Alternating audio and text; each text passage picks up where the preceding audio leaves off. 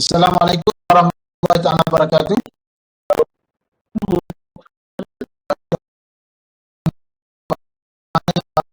Masuk online, mohon pergi ke ruangan chat untuk penuh.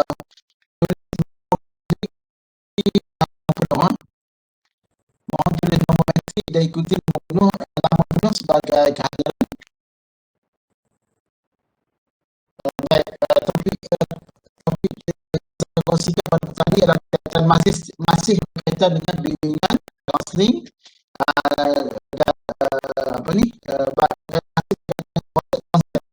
konsep bimbingan dan kaunseling. Tetapi tadi ada penambahan satu lagi, itu yang bimbingan dan kaunseling. Orang dah tahu kan apa itu dikatakan bimbingan, apa itu kaunseling. Cuma yang saya pun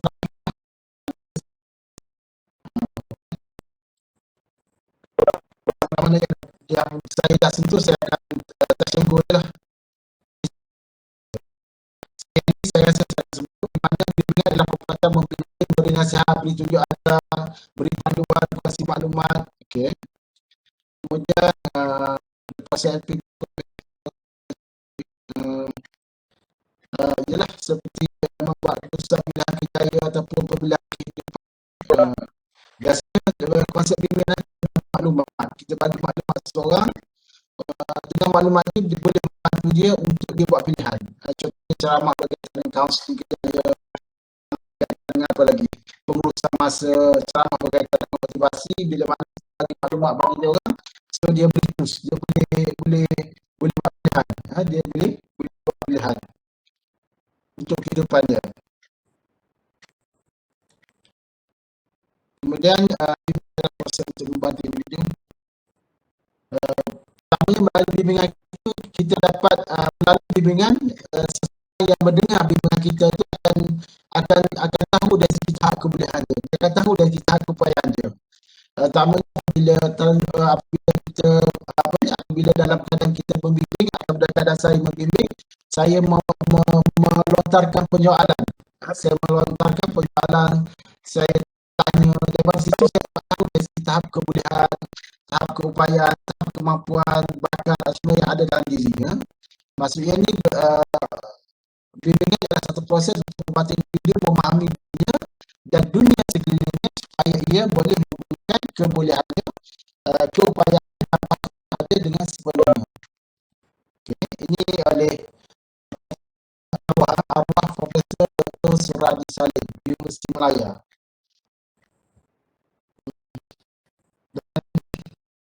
Proses membantu memahami dan dunia mereka. Maksudnya dengan bimbingan dapat membantu. Maksudnya klien dapat dibantu untuk memahami diri dan dunia mereka. Kemudian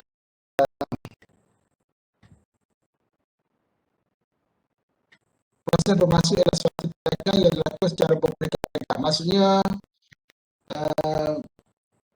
proses bimbingan ini kita laksanakan secara berperingkat-peringkat. Peringkat pengenalan, peringkat awalan, peringkat pertengahan, peringkat akhir.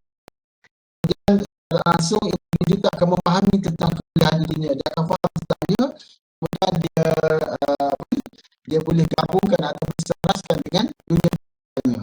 Contoh dia boleh dekatkan, maksudnya dia berada di tempat mana. Dengan adanya maklumat itu dia dapat faham dirinya berada dalam status mana, kategori mana.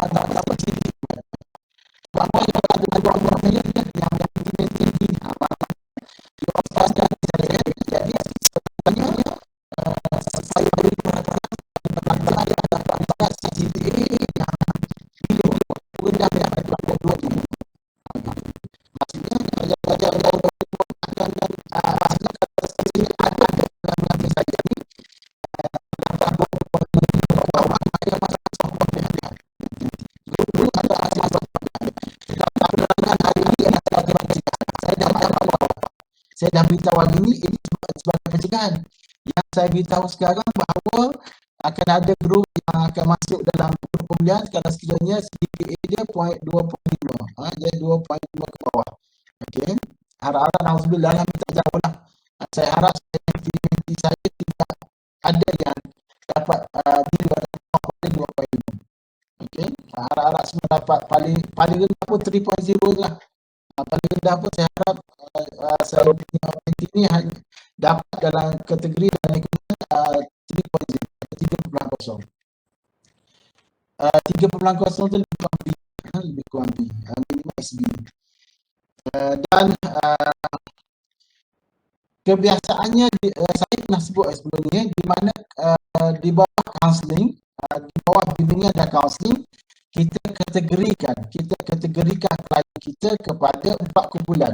Kita kategorikan kepada 4 kumpulan.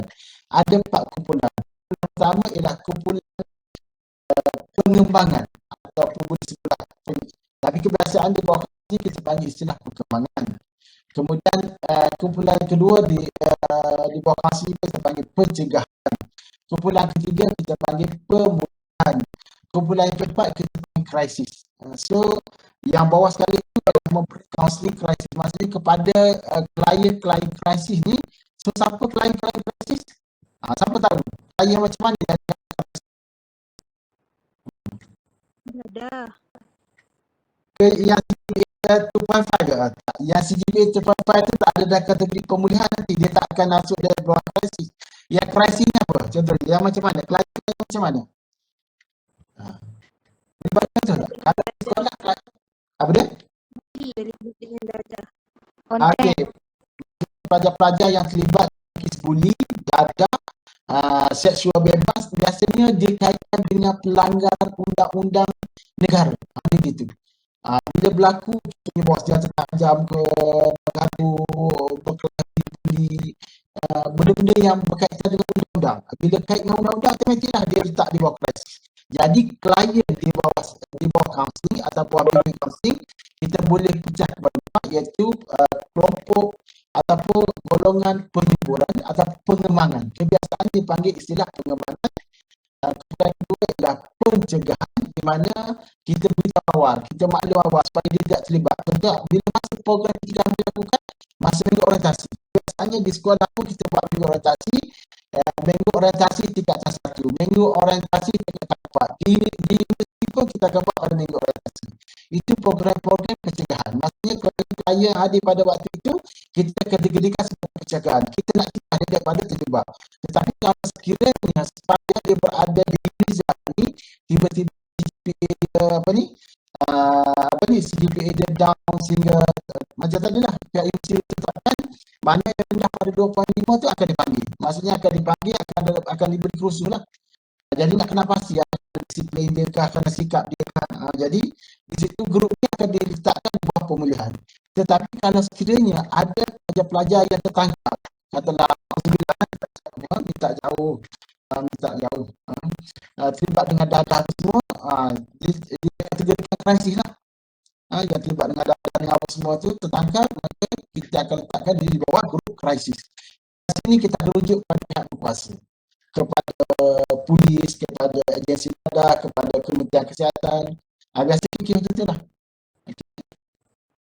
So, untuk group counselling ataupun klien-klien ataupun individu-individu kaunseling memecahkan kelompok-kelompok ini kepada empat kumpulan. So, ini jenis-jenis perkhidmatan yang inilah kalau di sekolah ni dulu di sekolah ada kenalikan inventory untuk pelajar, iaitu inventory termasuk inventory minat kerjaya, inventory kematangan kerjaya, inventory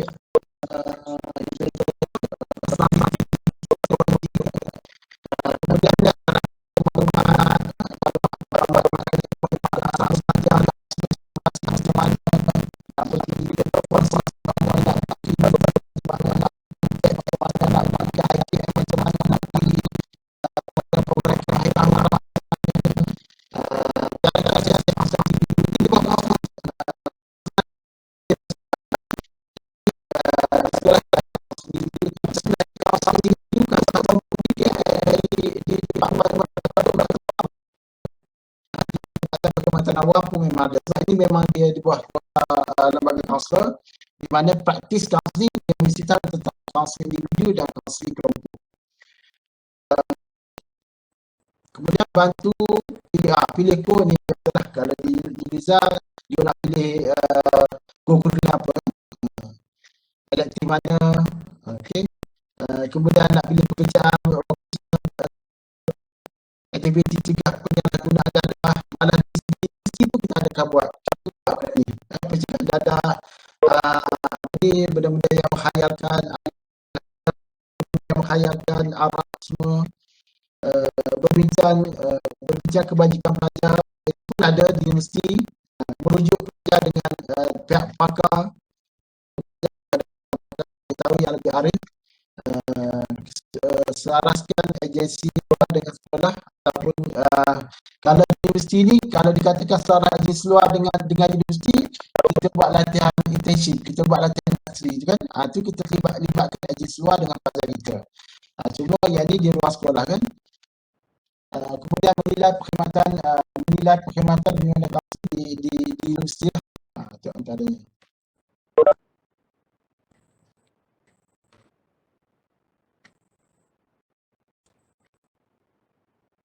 Ini definisi tak boleh yang mudah tu. Yang ni berkaitan dengan bimbingan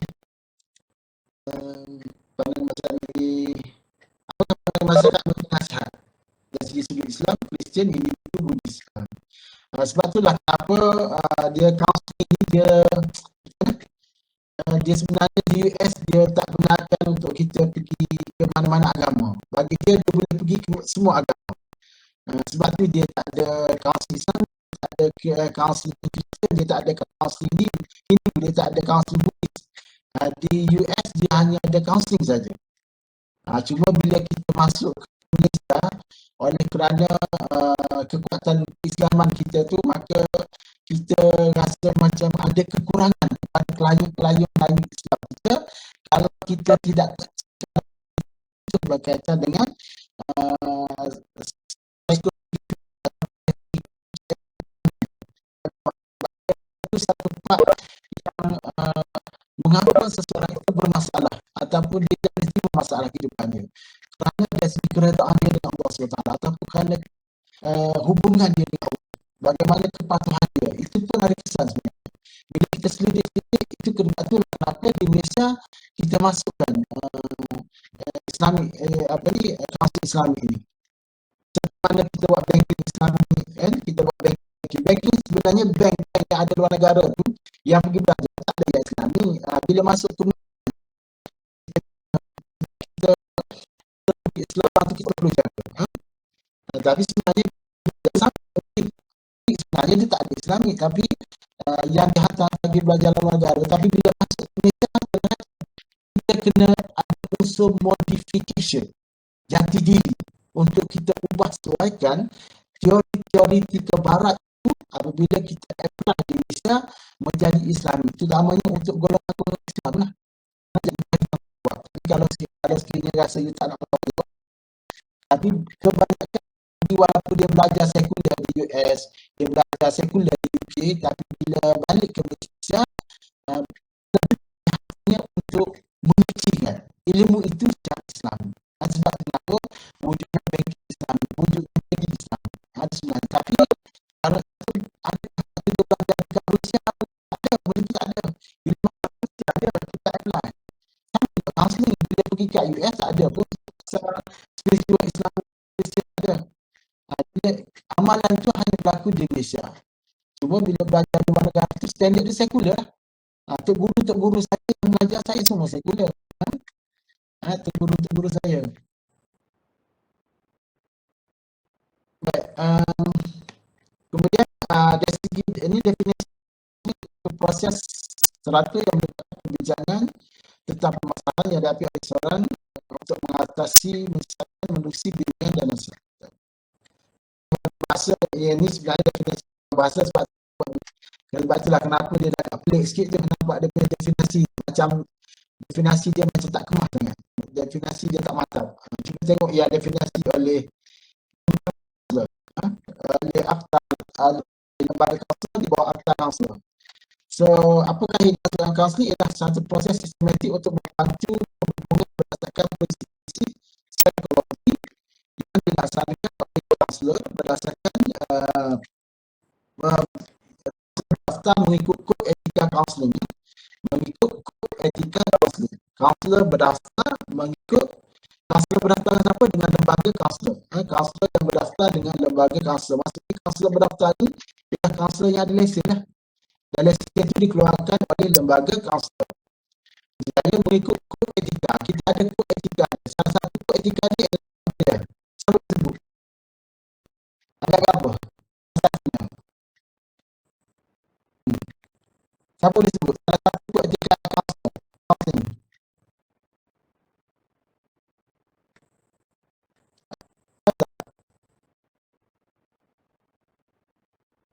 Siapa tahu? Okey, salah satu kod etika kaunseling ialah kerahsiaan.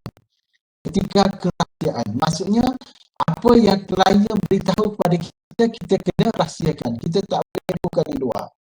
Kita tak boleh hebohkan pada audiens, tak boleh hebohkan kepada orang lainnya. Hanya kita saja. Rahsia yang klien kepada kita dalam sesi kaunseling menjadi satu kod etika kaunseling kepada kita, menjadi satu kerahsiaan kepada kita. Dan kita tak boleh hebohkan. Itu salah satunya.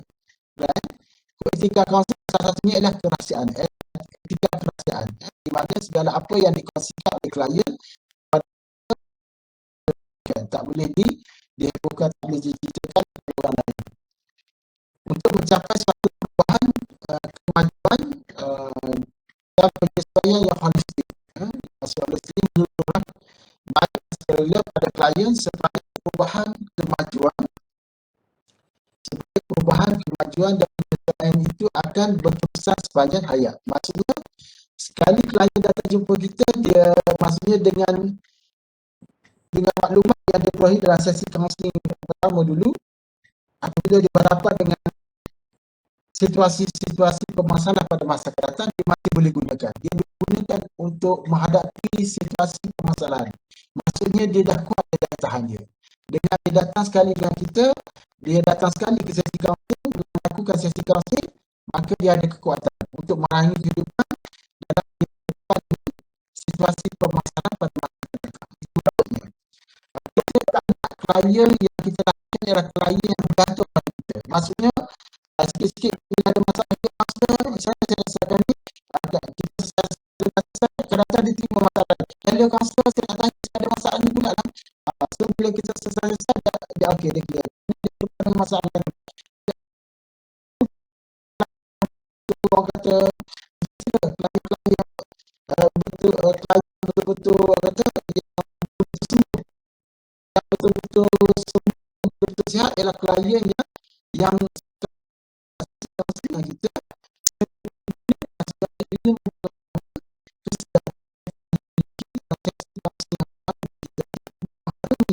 kehidupan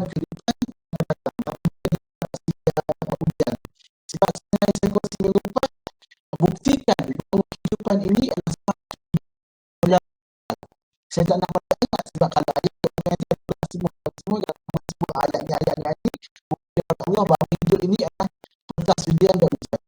yang buktikan bahawa ada kesalahan, ada kebenaran yang ayat dengan bukti akal yang menunjukkan bahawa dunia sedia dan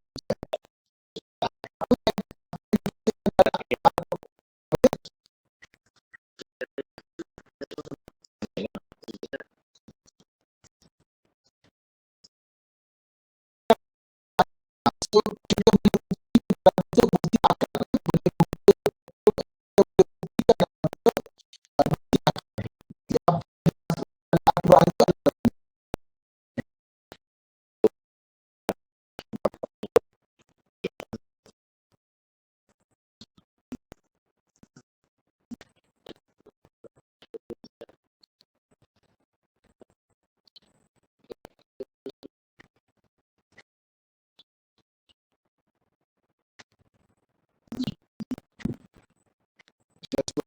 adalah satu bukan kita fokus pada apa untuk perubahan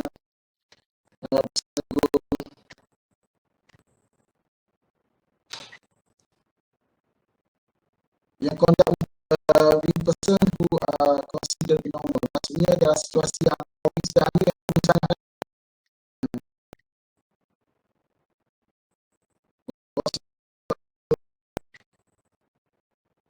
berdasarkan teaching klien untuk make decision, kita ajar klien untuk buat pilihan.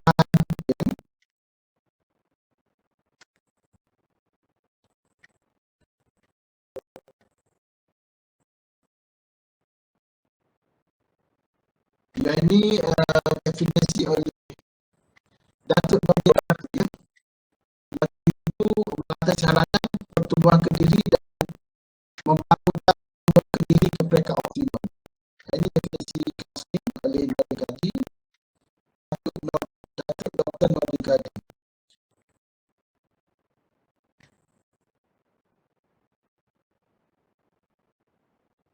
Oleh Jomir dan Hadwin. Satu perhubungan menolong seorang yang terlatih, iaitu kaunselor mahir yang ada pelatihan dan kemahiran dalam teknik menolong serta tutoran desainnya yang pengetahuan mengenai perlakuan manusia dengan seseorang yang meminta bantuan sama ada secara sukarela atau secara paksa. Maksudnya ialah seseorang yang ada dia memiliki latihan dan kemahiran. Dengan teknik dan jika dalam percakapan dia mempunyai dalam masa dia mempunyai pengetahuan mengenai perlakuan manusia, psikologi tingkah laku dengan meminta bantuan sama ada secara sukarela. Maksudnya kami yang datang meminta bantuan secara sukarela ataupun paksa. Maksud datang dipaksa. Maksudnya dalam sesi kaunseling kita akan temui dua klien. Itu klien yang dirujuk, iaitu yang dirujuk ni adalah klien yang dipaksa, ataupun klien yang datang secara sukarela berjumpa dengan kaunselor untuk menyelesaikan masalahnya.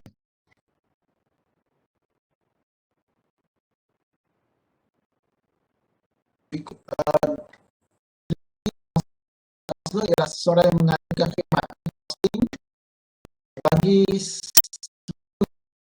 yang ditetapkan atau apa-apa yang lain. Maksudnya sebenarnya perkhidmatan kaunseling ini kita ada fee dah, kita dah berbayar. Seingat saya lebih kurang dalam 1 jam untuk 1 jam. Untuk 60 minit sesi kaunseling lebih kurang 1 lebih bayaran dia.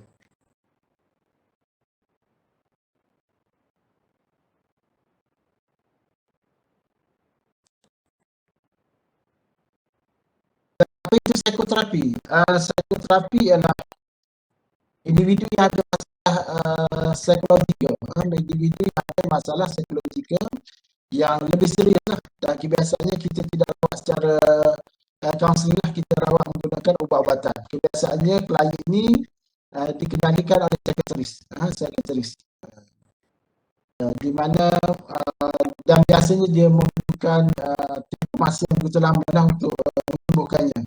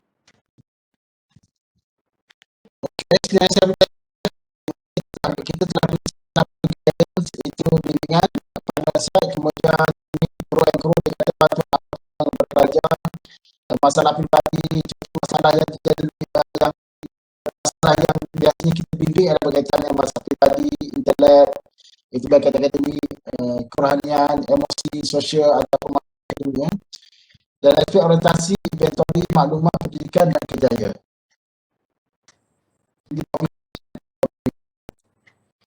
Di bawah kawasan pula, proses interaksi yang memperlukan individu memahami dirinya dan situasinya. Maksudnya, sebenarnya kenapa individu itu bermasalah? Sebab kadang-kadang dia tak faham dirinya, dan juga kadang-kadang dia tak faham situasi keseluruhannya. Penyebab itu, jadi dia tak matching, dia tak selaras, dia tidak kongruent, dia tidak sehala. Jadi sebab bila clash antara diri individu dengan persecara itu menyebabkan dia bermasalah. Okay. Contohnya katakanlah you datang ke Terengganu, masuk ke Uniza, you tak nak sesuaikan dengan persecara yang ada dekat Uniza. So akan jadi masalah tidak? You tak boleh nak selaraskan. You tak boleh nak selaraskan dengan apa yang ada dekat Uniza. You nak seperti mana ada dekat you di Selangor, ataupun tempat you di Sarawak, ataupun Uniza kepada di sama macam tempat saya di Pulau Pinang. Tak boleh lah. Maksudnya datang sini, you kena sesuaikan dari segi pemakanan, dari segi budaya, culture-nya, orangnya, segala-galanya. Dengan persetaranya, suasananya. Right? Itu maksudnya. Jadi apabila tak boleh selaras tu, kita akan bermasalah. Itu maksudnya. Selagi you boleh selaraskan diri ataupun boleh consideration dengan persetaraan, insyaAllah. Itu dikatakan tidak bermasalah. Klien, kaunseling bukan armuka, boleh dikatakan kaunseling bukan bertujuan menolong klien menyesuaikan diri dengan kesusahannya, tetapi menolongnya memahami kelebihan dan kelemahannya dan kekuatannya. Kita nak supaya klien dan potensi dirinya juga kekuatannya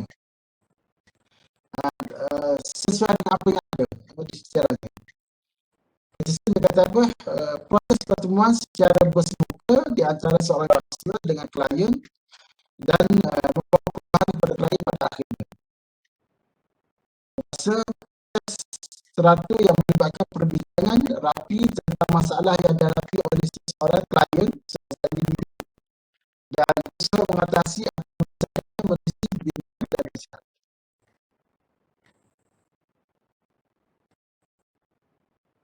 Falsafah kehebatan kalau di sekolah atau di pusat pengajian, pertama kita nak wujudkan masalah disiplin. Maksudnya kita berlaku dalam masalah pembelajaran juga akademik. Maksudnya kita nak tumpukan pada permasalahan disiplin, pada akhlak, pada sikap. Itu tumpuannya. Individu yang berbeza dari aspek kognitif. Maksudnya dari segi falsafahnya kita percaya bahawa setiap individu itu berbeza. Jadi kita percaya bahawa wujudnya masalah disiplin. Adanya masalah disiplin. Maksudnya falsafah tumpuan dia lah kepada masalah disiplin, masalah pada akhlak, pada CGPA nanti, sampai akademik. Sebab tu kenapa kita perlu ada perkhidmatan bimbingan kaunseling. Sebab kita rasa akan wujud permasalahan-permasalahan ini, penyesuaian diri di universiti. Jadi individu yang dan kita percaya bahawa setiap individu ini berbeza. Ada kognitif, emosinya, fizikalnya, moralnya, akhlaknya, minat, pengalaman sosial dan lain-lain. Tidak upaya jadi kalau di universiti kita bersyarah untuk melayan semua pelajar yang berbeza kuliah ini, menyebabkan akan ada pelajar-pelajar yang akan cicit dari segi mungkin dari segi CGPA-nya ataupun dari segi tingkah laku akhlaknya akan cicit dengan akan kekurangan sedikit. Jadi menjadi tanggungjawab kepada kaunselor untuk mengambil caknya baik di sekolah ataupun di pusat pengajian ataupun di firma seperanan kaunselor untuk melihat ada tak pekerja-pekerja dia ada masalah lagi, ketidakhadiran kebaban ataupun tak siap kerja yang diberi, tak siap tugasan, konten, itu maksudnya. Okay. Dan kebiasaan murid lebih kurang motivasi. Maksudnya kalau di universiti ni kemungkinan ada yang tidak motivasi. Dia katalah kos ini, kos ataupun kursus yang saya pilih ni ataupun program yang saya pilih ni bukan kerana kehendak saya, ataupun pilihan kursus ini tidak menepati cita-cita saya. Pemilihan program ini tidak menepati kehendak saya. Jadi kemungkinan wujudnya orang kata apa, kurangnya motivasi, kurangnya semangat untuk belajar. Sebab kerana program yang diikuti tidak mengikut kehendak kita. Sebab sebenarnya kita nak program lain, sekali dapat program lain. Itu juga boleh menyebabkan berlakunya motivasi. Satu lagi, dengan mengikuti kursus ini kita tahu masa depan kita macam mana. Kita nak jadi apa? Dengan kerja ini, saya boleh apa? Saya boleh apa?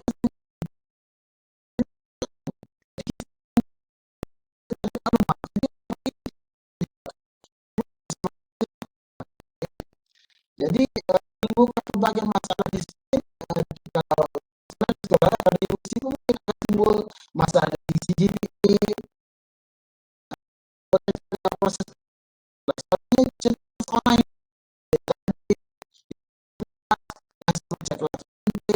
jadi sebab selagi masa fasa juga hemat kenapa dia kerana berlakunya kelas macam kita ada 90 orang je, daripada 100 orang kita ada 90, tapi mungkin macam tu kan.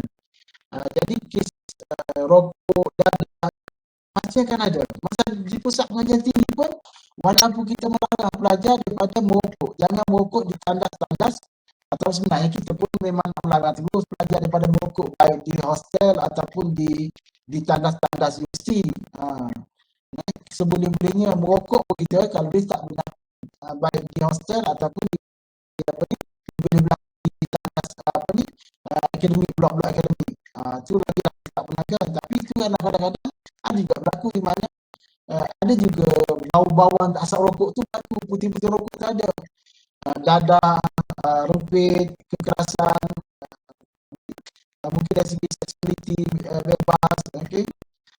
Dan aktiviti yang kurang sihat dan prestasi akademik merosot, kemungkinan gagal dan akademik, dan perlu bimbingan oleh kaunselor untuk beri panduan nasihat, dorongan, gerakan perhatian mengatasi masalah akademik dengan mata pelajaran ataupun pilihan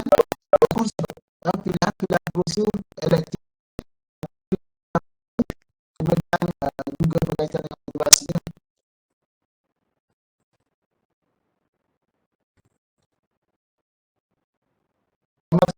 Masa kaunseling, matlamat matlamat ialah memberi bimbingan, panduan, bimbingan dan kaunseling pertama memberi bimbingan, panduan, nasihat, saranan untuk menyesuaikan diri dengan masalah pribadi. Maksudnya setiap masa kita ada masalah.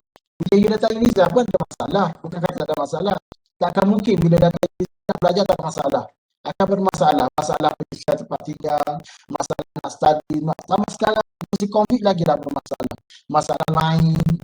Tetapi bagaimana you boleh consider dan boleh terima permasalahan itu dengan redha. Maksudnya boleh consider, boleh terima. Bukan kerana dengan masalah tu you perasa kecewa, perasa emosional ke, sebagai cabaran. Maksudnya ini sebagai cabaran, sebagai satu dugaan, sebagai satu yang you boleh jadikan dia sebagai fighting untuk meneruskan kehidupan. Itu maksudnya. Permasalahan yang berlaku sekarang bukan menyebabkan you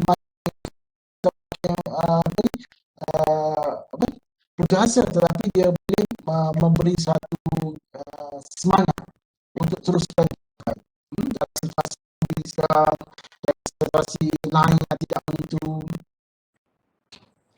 Bukan tempat untuk mengkritik masalah klien, paksa ikut kaedah penyelesaian masalah yang dicadangkan, tetapi sebagai tempat klien meluahkan. Sebenarnya dalam sesi kaunseling ini kita menyediakan suasana mana klien untuk meluahkan apakah yang terkumpul di hati, untuk berkongsi dengan kaunselor. Dan kaunselor menjadi sama-sama dengan klien menganalisis permasalahan mereka, merasai, berfikir dan untuk klien bertindak, untuk mengambil supaya klien dapat tindakan sesuatu. Kaunselor hanya perlu mendengar.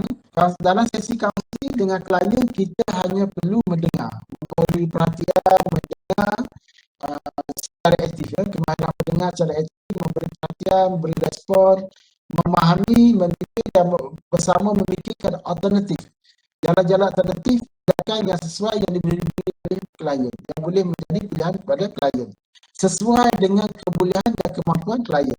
Itu membuat klien menyesuaikan dengan masalah kendiri. Maksudnya kita bukan selesai masalah, cuma kita memupuk klien atau melatih klien supaya dia dapat sesuaikan dengan permasalahan. Masalah itu tak selesai, jadi masalah kompleks. Sekarang tak boleh selesai, cuma kita penjarakan, pakai penutup muka, basuh tangan, itu antara penyesuaiannya. Tapi kita tak boleh orang kata nak berhentikan tak boleh. Cuma untuk pencegahan, untuk mengelak daripada berlakunya wabak ini kata makin merebak, berluasa, maka antara jalan penyesuaiannya ialah pertama tadilah pakai mask, basuh tangan, buat percarakan, ataupun kelas online, menggunakan kelas-kelas online. Ini salah satu cara penyelesaian. Kalau tak ada, bukan kata bila kita buat kita stop aktiviti itu, tapi maksudnya dapat mengurangkan dari segi penyebaran wabak tersebut. Menguasai berbagai asas kesedaran, keisafan, penyesuaian, adaptasi. Adaptasi ini kita sesuaikan diri kita. Bila bagaimana kita nak sesuaikan diri? Bila kita tak dapat kos-kos pilihan kita, bagaimana kita nak sesuaikan diri dengan kos yang kita boleh ini? Bagaimana kita nak redha? Bagaimana, sebab tanpa kita ada keredaan terhadap kursus yang kita pilih ini, maka kita akan jadi hilang semangat. Kita tidak ada daya upaya, kita tak ada, ialah sebab kemungkinan ada sebab kata-katalah kos yang dipilih ini tidak dia otak suka kan. Jadi kena tengok sebab kenapa diri kita ni kebaikan selain dia ada tengok daripada keburukannya, selain ada tengok kelemahannya, kebaikan yang ada dalam program ini.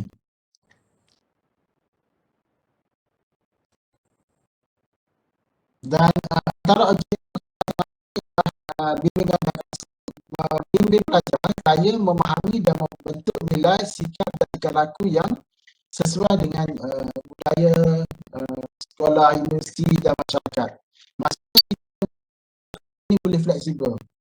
Kita tak nak dia ikut pakai perangai dia, ikut suka hati dia. Kita tak nak, yang penting kita tak nak ajar klien supaya dia puaskan nafsu dia semata-mata, tanpa dia memedulikan norma-norma masyarakat, tanpa dia memedulikan undang-undang peraturan universiti atau sekolah. Maksudnya klien ni mesti faham, dia mesti consider, dia kena betul asal dengan situasi setempat, apa yang ada di setempat dia tinggal. Okay. Contohnya nama-nama keislaman, nama-nama sejarah ketimuran, datang daripada katalah Kuala Lumpur, atau datang daripada bandar-bandar besar, bagaimana dia berada di Terengganu gitu. Maknanya keperluan pelajar ke arah perkembangan yang positif. Maksudnya objektif perkembangan seni pelayan. Keperluan pelajar untuk perkembangan perkara di universiti, perkembangan dari segi akademiknya, perkembangan dari sasiahnya. Maksudnya akhlak dan akademik ini tak ada dalam sebenarnya. Itulah antara perkembangannya, baik daripada awal kanak-kanak, tadika, sekolah menengah, sehingga praktik universiti, dua ni tetap menjadi satu perkara yang penting, iaitu perkembangan dari segi akhlak dan perkembangan dari segi akademik. Itu dua penting.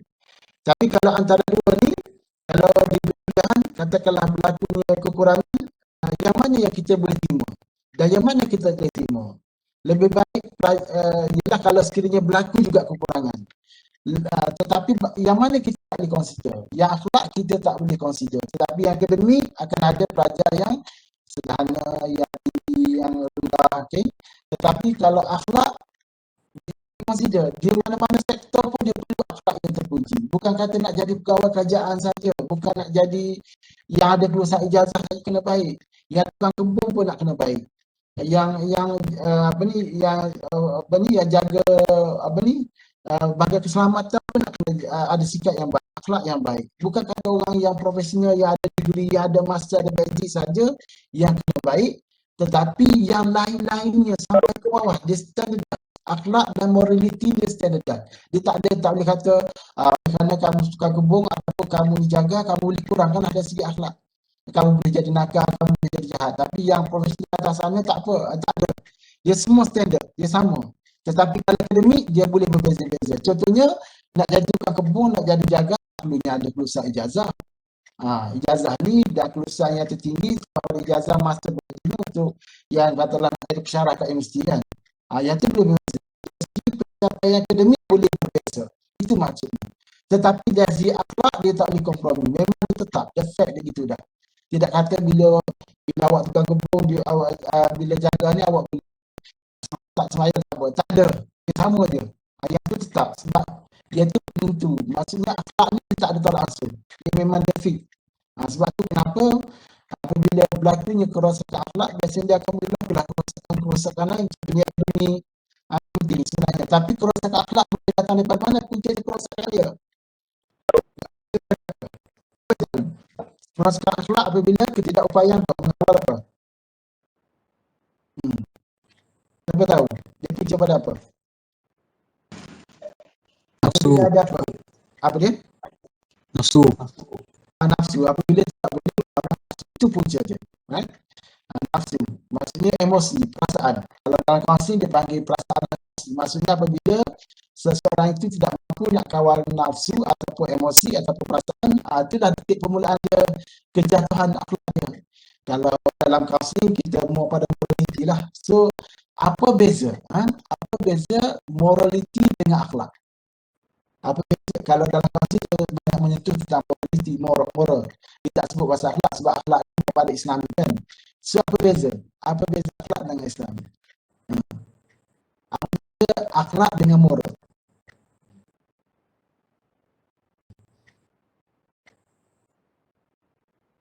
Siapa boleh tahu? Dia semua orang Islamik semua ni. Sebab you tak ambil morality kan, you tak ambil paper saya dulu ambil, saya di universiti dulu saya ambil. Sebab saya dengan sekular kan, jadi saya diwajibkan ambil paper morality. Tapi namun begitu saya ambil juga paper Islam pun sebab paper Islam itu sebagai paper wajib. Dia bukan paper wajib. Begitu pada saya. Sebab saya punya syllabus dekat UPM dan UKM tu dia more pada secularism kan. Jadi pelajar-pelajar ni wajib. Kenapa apa morality dengan akhlak? Doktor, Apa dia? katakan melibatkan dengan agama dan akhlak itu yang melibatkan agama. Okay, good. Alhamdulillah, bagus. Jadi, segala perbuatan baik yang kita relate dengan Allah Subhanahu Wa Taala itu dikategorikan sebagai akhlak. Tetapi segala perbuatan baik hanya peringkat keduniaan sahaja semata-mata demi kesejahteraan, demi kemukahan kesejahteraan dunia, itu dikatakan morality. Maksudnya morality yang saya pegang di alam sekular ni, dia sebenarnya untuk tu je, untuk kebaikan dunia saja. Dia tak ada kena dengan ketuhanan. Tetapi kalau orang belajar dalam dunia Islami, akhlak itu adalah dengan Allah. Apa yang you all lakukan demi lillahi ta'ala. Itu saja. Right? Dan kenapa demi lillahi ta'ala? Demi untuk ujian. Sebab itu kenapa dalam morality dia tak sebut suci, tapi dia sebut apa? Dalam morality dia sebut apa? Suci tak ada dalam morality.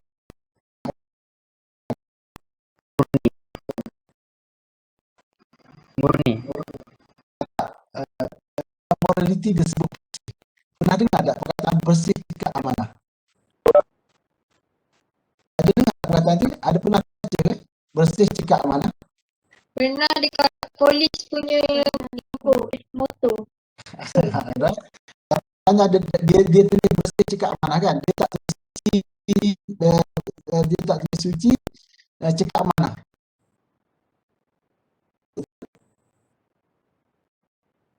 Betul kan? Sebab kenapa kelas ni sebenarnya lebih rasa kalau berdepan dalam kelas, sebab saya banyak benda yang saya boleh kongsikan di luar slide ini, tapi bila dah online macam ni saya kena baca slide je lah. Jadi macam banyak benda yang kita tak boleh nak kongsi, tak boleh nak communicate, tak boleh nak kenal dengan sekitarnya, banyak kita terikat dengan apa yang ada kat sekitar saya. Itu yang sebenarnya. Jadi kalau dalam kelas tu, apabila kita face to face tu, secara direct, dari segi hubungan kemanusiaan tu, banyak benda kita boleh kongsikan. Perbezaan dunia sekular dengan Islami. Dan kenapa ia berada di sini, dan apa yang ada dekat dunia sekular. Jadi saya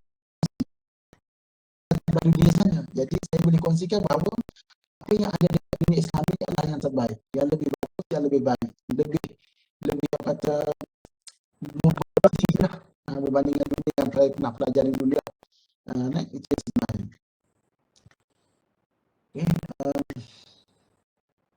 Kemudian memahami kekuatan dan kelemahan, menyesuaikan diri dengan kebolehan, memilih, merancang dan bertindak.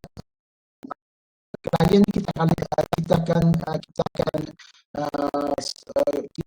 supaya klien itu dapat memahami kekuatannya. Dalam sesi kaunseling, apabila dia jumpa kita nak supaya klien dapat memahami kekuatan dan kelemahannya.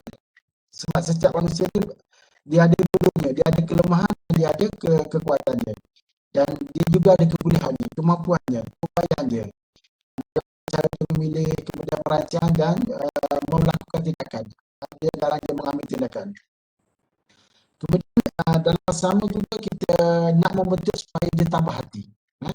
Apabila minggu lepas saya ada tanya pasal buktikan bahawa dunia ini ialah pentas sudian dan ujian.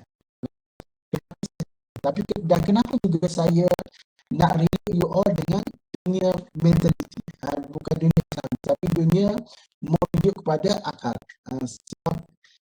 Pertamanya sebab itulah dunia saya asal. Dunia saya asal. Jadi dunia ini kita akan buktikan melalui akal. Jadi bukti bahawa kita kaitkan dengan Islami, apa yang ada dalam Al-Quran ni berdasarkan apa yang kita boleh fikirkan. Tapi ada benda yang kita tak boleh fikirkan. Ada benda yang tak boleh capai akalmu, yang berada dalam Islam. Ada benda yang tak boleh capai akal. Ada benda, tak semua benda boleh dipikirkan akal. Ada setengah tu kita kena terima dengan penuh kedewaan. Itulah fakta dia. Telah ditetapkan oleh Allah SWT. Jadi dalam sesi kaunseling, baik ataupun kaunseling, sesi kaunseling, kita nak melatih klien itu supaya dia ada tambah hati,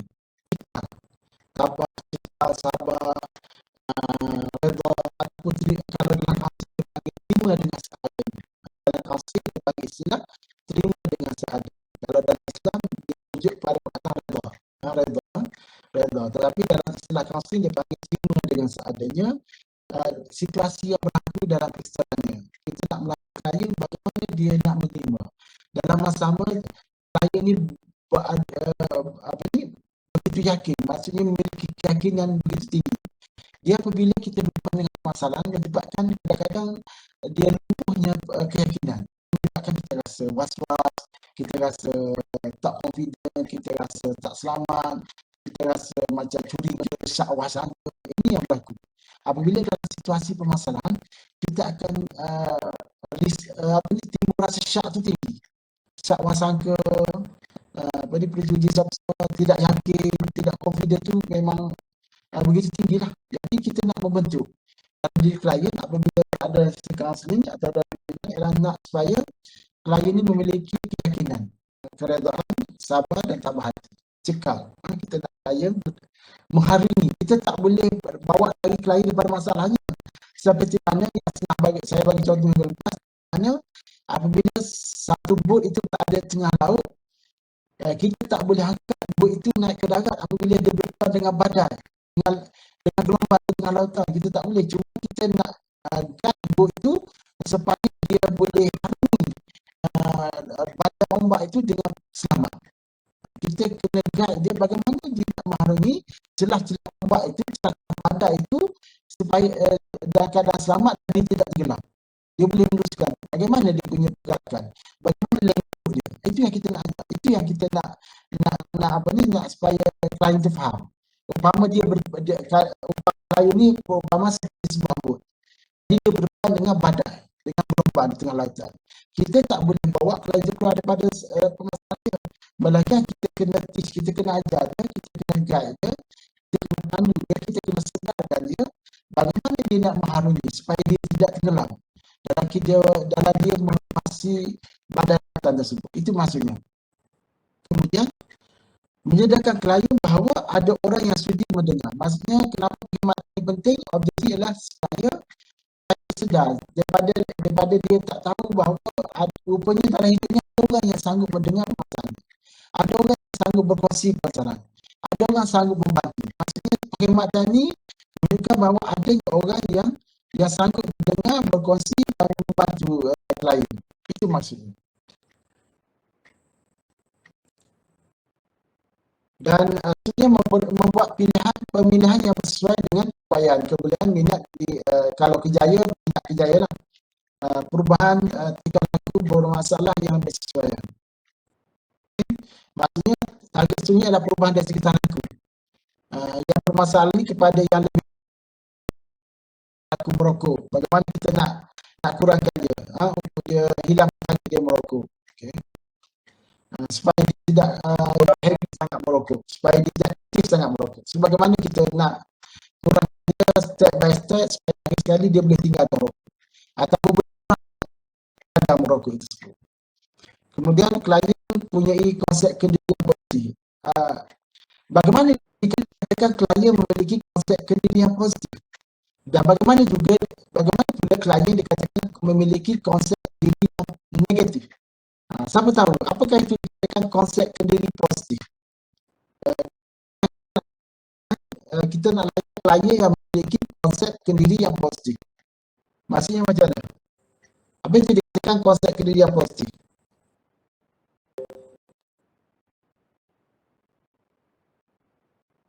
Konsep kendiri yang positif ini adalah individu yang mempunyai semangat, mempunyai motivasi, mempunyai keyakinan yang tinggi terhadap kepayaan dan kebolehannya. Dan dia boleh bersosialisasi, boleh bermasyarakat dengan penuh berhemah, dengan penuh berkorban, dengan ikut peraturan. Dia dapat mengawal diri, mengawal hawa nafsu dia, mengawal emosi dia. Kemudian di samping itu tunjuk asal dari segi akademik, tindakan dan prestasi. Itu antara peranan dia. Membuat pilihan yang sesuai dengan tepat. Membuat pilihan dari segi akademiknya, pemilihan mata pelajarannya. Kalau di universiti sekarang ni nak pindah, itu nak pindah daripada program lain ke program sini. Pemilihan itu dibuat berdasarkan siapa? Rujuk kepada kaunselor. Kalau tak rujuk pada sekolah, mungkin dia akan asal sendirilah dari segi penyesuaian, bagaimana boleh pilih ke sini. Jadi kenapa saya masuk usul? Sebab ini maksudnya boleh setarakan. Sebab apa pilihan usul menjadi satu pilihan bagi orang. Dan kenapa pilihan relatif? Kenapa PP ini saya pilih? Kenapa PP ini saya tak pilih? Itu juga satu hal. Dan kenapa saya nak kena pilih PP ini? Contoh gitu. Potensi kepercayaan diri. Dalam masa sama dapat melalui objektif perkhidmatan kaunseling ini untuk membangkitkan semangat, membangkitkan motivasi dan kesedaran dalam diri klien. Prinsip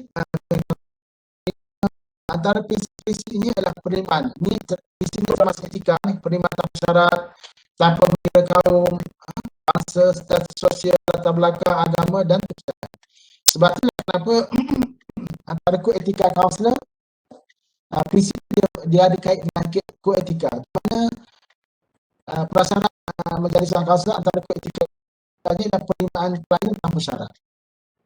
Maksudnya klien kita tak boleh nak pilih yang kata yang doktor, yang esensial, yang semasa anak orang kata anak orang kaya saja.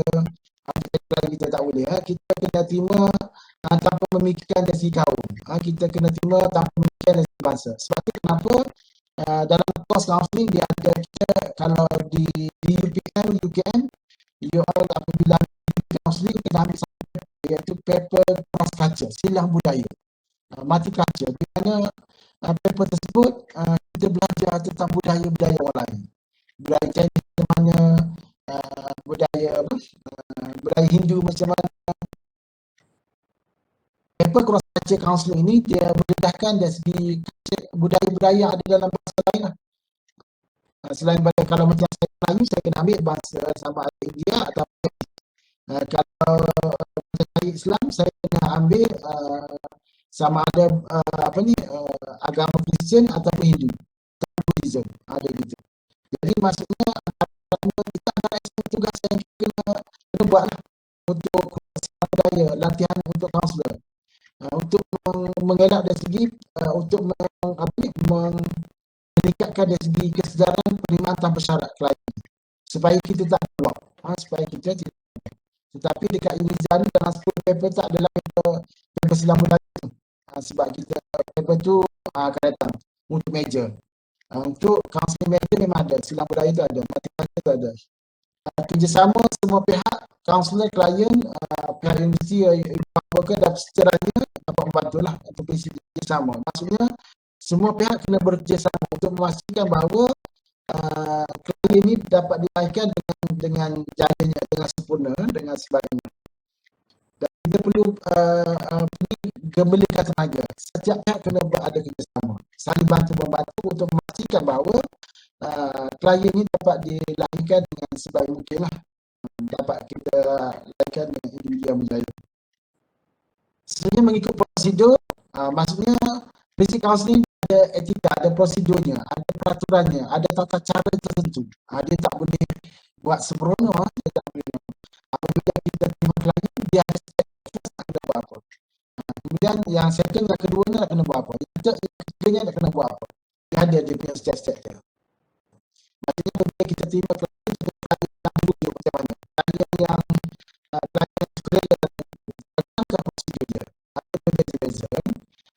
Klien yang kategori perkembangan macam mana, klien yang kategori pencegahan macam mana, klien dikategorikan pemulihan, sebagaimana step-step dia, sistematik dia.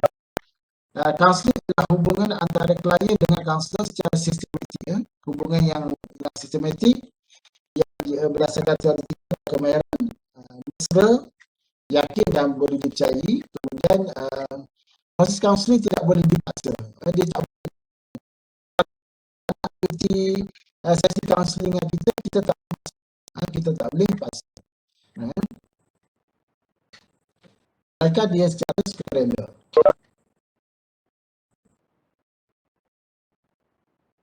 Dalam sesi kaunseling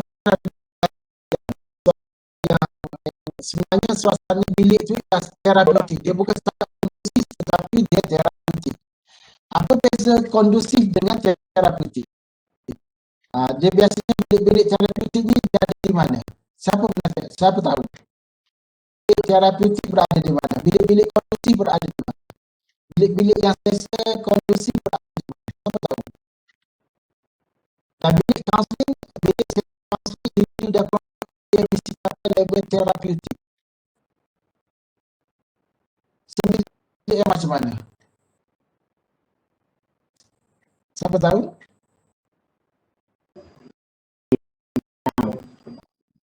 Tenang.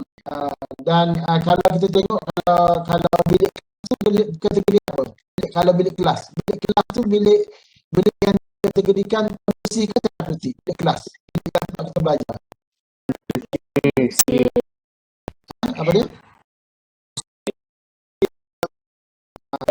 Terapeutik ni biasa berada di mana?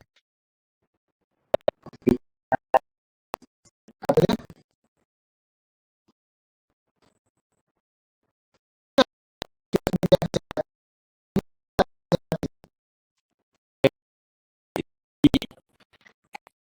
Terapi terapeutik biasanya bilik-bilik macam tu dia dapat mewujudkan suasana tenteram. Dengan bilik kelas, tapi kursi meja gitu lah.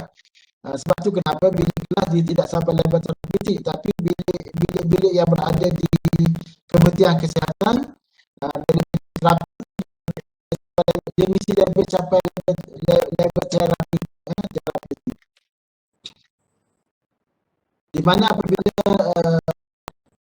ataupun klien yang bermasalah sampai ke situ, dia akan mula rasa dengan suasana bilik tu dah mula rasa ketenteraman, dia dah rasa ketenangan. Belum lagi bermasalah, belum lagi doktor, dia mula rasa ketenteraman dia. Berbanding pergi ke bilik kelas,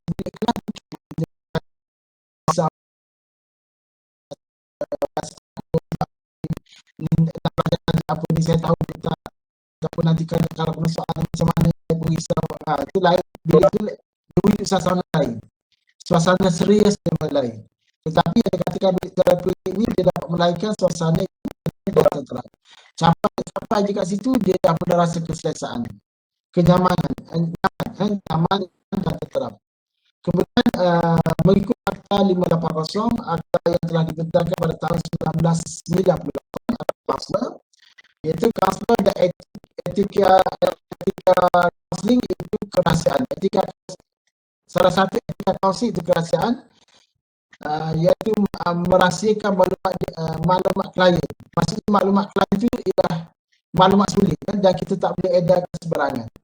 Dan hanya boleh diedarkan kepada pihak yang sepatutnya yang dipertanggungjawab. Maksudnya bila mana rahsia itu boleh diedarkan? Apabila dia berkaitan dengan undang-undang. Apabila klien telah terlibat dengan perilaku ataupun terlibat dengan perkara yang berkaitan dengan penyalahan dari segi undang-undang negara.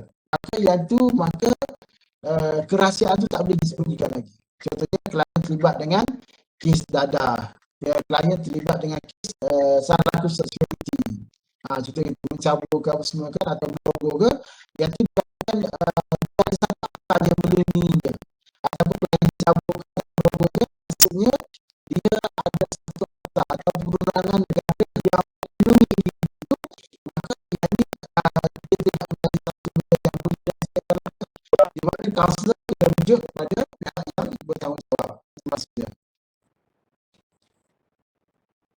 sama juga kalau sekiranya klien nak membunuh diri atau melakukan membunuh orang lain, ataupun melakukan benda yang mendatangkan mudarat pada orang lain, maka itu juga tak boleh disembunyikan sebab dia boleh mendatangkan mudarat kan pada diri klien dan juga orang lain. Tapi kalau dia dari segi permasalahan tak tahu nak pilih apa kat universiti, itu tak boleh nak dia ataupun dia rasa macam bimbang, rasa risau, rasa ragu, rasa tak yakin macam di universiti, itu tak perlu sampai rujuk pada pihak tertentu, dia tak sampai pihak keselamatan sebab dia tidak menggunakan negara ataupun tak tahu bagaimana nak capai ilmu yang cemerlang, bagaimana nak dapat riset yang terbaik di universiti, ataupun salah untuk pilih kos. Itu yang tidak perlu sampai level atas lah, tak perlu sampai pihak tertentu. Itu perlu dirahsiakan. Okay. Sesi kaunseling dilakukan antara kaunselor dan klien yang ada etikanya, kemahiran dan profesional. Segala perkara yang dibincang adalah perlu dirahsiakan. Tindakan susulan perlu dilakukan selepas sesi kaunseling dijalankan bagi memastikan masalah yang dihadapi oleh klien mendapat perhatian, proses perawatan, pemulihan dan tindakan selanjutnya. Maksudnya selepas katalah habis sesi yang kelima yang ke-6 itu nanti, di mana kita dah terminate kan, kita dah hentikan dari segi hubungan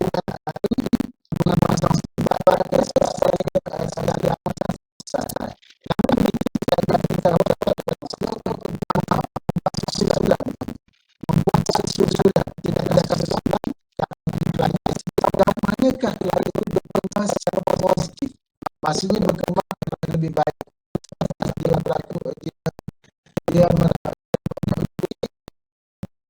dia berkongsi dalam kasih sebab dia berbagi kaunselor, sebab dia pernah kita manakah perkembangan dia sebab perawatan itu, adakah dia boleh terus berkembang atau dia makin down, makin berdasar, adakah kalau sekiranya masih berlaku kekatan, masih berlaku perkara yang tidak diingini sebab kita berhenti dengan sesuatu, maka kita kena susun kawasan, kita kena gali dia. Kenapa masih berlaku itu? Kes yang terdapat perawatan di ada kemasan, dia dapat di pusat pemulihan,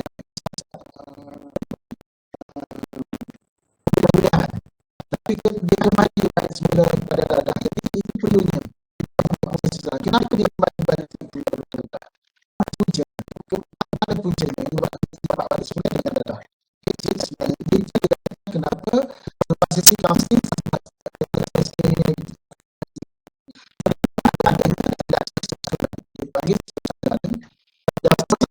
hanya boleh diuruskan oleh kaunselor terlatih yang 14 saja. Mana kaunselor program degree lah, ialah ijazah yang major kaunselor. Dan bidang-bidang kaunseling adalah bidang pribadi, usaha sosial, klien bukan masalah pribadi atau emosi, masalah pribadi berpunca faktor dalaman ataupun luaran, mungkin disebabkan oleh faktor keluarga ke, ataupun dalam majlis seperti emosi dan perasaan yang tak stabil. Ada juga klien kenapa dia bermasalah bukan kerana situasi masalah familinya, bukan kerana keluarga dia, tetapi kerana dia emo. Dia tak boleh nak kawal emosi, dia tak boleh nak kawal nafsu. Itu punca dia. Bukan kerana pengaruh kawan-kawan, tak ada, sebab dia dalam dia sendiri yang menyebabkan dia jadi macam tu.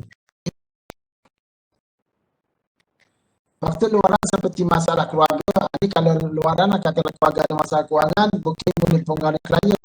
Maksudnya klien sedang belajar di universiti boleh terganggu sebab ada masalah keluarga. Masalah ke adik-beradik dia bermasalah ke, boleh mempengaruhi dia. Kemudian mungkin juga ada kaitan kewangan keluarga, boleh juga mempengaruhi dia. Kasih sayang ke, pembelajaran ke, tempat belajar tak selesa, lain tidak selesa, kemudian internet tidak selesa, ataupun kejutan budaya. Bila datang kat Terengganu ni, tengok Terengganu ni macam ni, dia punya budaya, cara makan dia, cara kehidupan dia berbeza dengan tempat tinggal asal. Mungkin juga boleh berlaku dari segi culture shock dalam interaksi sosial. Faktor ini akan mempengaruhi emosi dan perasaan klien, menyebabkan konflik diri, dia akan jadi konflik, dia tak stabil, emosi dia tak stabil, fikiran dia jadi berjalan, dia hilang fokus, dia banyak melamun, dia banyak berkhayal, dia banyak berfikir, itu maksudnya. Dan akhirnya dimanifestasikan dalam bentuk tingkah laku negatif seperti pelanggaran disiplin. Dari segitulah. Sebab apa? Sebab tak ada fokus. Contohnya kalau kuliah, katalah kuliah filosofi nanti, mungkin adik kuliah lewat atau tidak adik kuliah. Sebab tadi kenapa? Sebab tidak mampu nak kawal emosi. Itu maksudnya. Dia punca-punca situ. Okay?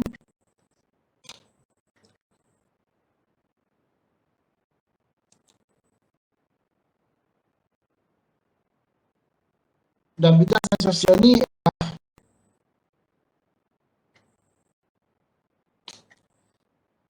untuk pribadi peranan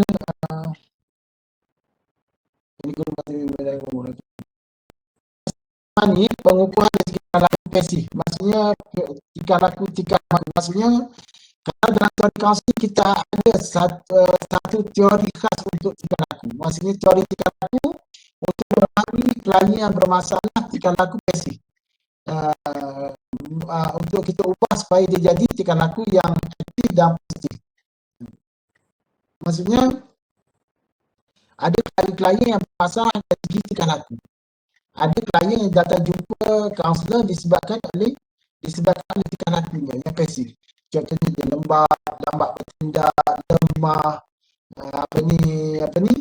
tidak aktif, banyak asyik tidur, datang ke biza asyik tidur, tidak ikut kelas online, buat tindakan contohnya mengurus diri pun lembab, pakaian banyak hari dah tak basuh, pakai pakaian yang sama, urus pemakanan pun tak betul, nak urus tidur pun tak betul, waktu bila nak pergi main, waktu bila nak pergi exercise, waktu bila nak pergi makan, makanan apa yang sepatut kita makan, itu pun tak tahu. Maksudnya dari segi tingkah laku yang pasif, banyak tingkah laku yang pasif, tidak aktif, right? Kemudian dari segi aspek emosi, ada teori tiga dalam kaunseling menjurus pada permasalahan klien disebabkan oleh masalah emosi. Contohnya emosi kurang stabil, emo, sikit-sikit nak merajuk, sikit-sikit nak terasa, sikit-sikit mudah terhancing. Itu masalah. Tidak upaya mengawal nafsu. Segala tindak tanduknya banyak dipengaruhi oleh nafsu, bukan kerana sepatutnya diambil dari segi rasional dan pemikiran, tapi kerana saya suka. Adakah dari segi rasional ada? Tak ada rasional. Kenapa buat macam ni? Tapi kenapa saya makan ni? Sebab saya suka. Tapi dari segi rasionalnya tidak rasional, sebab makanan ni boleh menyebabkan boleh menyebabkan mudarat pada diri saya. Itu tak betul lah maksudnya. Jadi ada klien yang dia dah tahu benda tu datang mudarat tapi dia ambil juga. Contoh, kenapa saya ambil rokok? Dari segi rasionalnya apa ada, dari segi rasionalnya apa faedah rokok? Tak ada. Tak boleh tunjukkan. Yang boleh tunjukkan dari segi emosi saya puas, saya bisa rokok. Jadi itu maksudnya. Jadi ada klien kenapa dia bertindak kerana dia tidak mampu nak kawal emosi. Kenapa saya tidak ada kelas? Sebab saya rasa saya tak seronok. Saya tak seronok, saya tak suka. Itu juga dikaitkan dengan emosi. Saya tak ada mood. Saya emosi saya tak stabil. So apabila saya ada mood, saya ikut kelas. Kalau saya tak ada mood, saya tak ikut. Maksudnya ini dia katakan orang yang ikut emosi. Okay? Kalau saya ada mood, saya makan. Kalau saya tak ada mood, saya tak makan. Itu jadi masalahnya. Kalau saya ada mood, saya ada emosi, saya akan solat. Kalau saya tak ada mood, saya tak solat. Itu juga bermasalah. Contoh kita itu dikatakan orang yang tidak mampu nak kawal emosi, tidak mampu nak kawal nafsu. Dan seterusnya, yang aspek Quraniah ni tidak nanti. Apabila kaunseling dia masuk ke Malaysia, maka kita akan ambil aspek keagamaan ni satu benda yang pentinglah untuk dipertimbangkan, untuk kita pastikan bahawa individu tak stabil. Ada orang dia dari solat dari segi amalan zikir bersama Allah ni tak banyak.